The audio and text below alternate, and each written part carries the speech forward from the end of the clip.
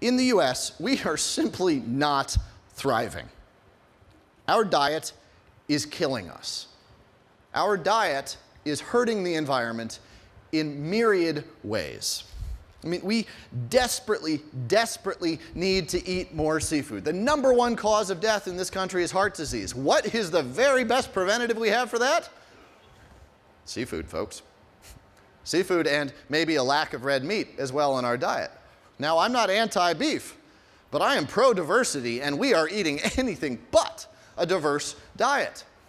We desperately need to incorporate more seafood into our diets. Not only for the positive benefits, but we also need to replace some of that red meat. I mean, if you look at the threats that are truly existential to our oceans, acidification is right there at the top of the list. Well, guess what? 35% of our greenhouse gas emissions in this country come from meat production.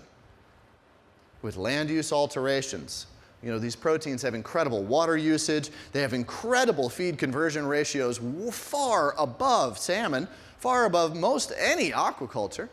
I mean, these are important things to measure, to look at what we do in the context of our choices. To look at salmon, to look at tilapia, to look at our farm products, not as seafood, but as part of the protein conversation. What choices are we making, and what are the metrics? What are the context of the decisions that we are making?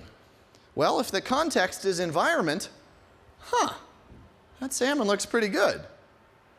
If the context is health, wow, that salmon looks really good. So this is the coming dialogue.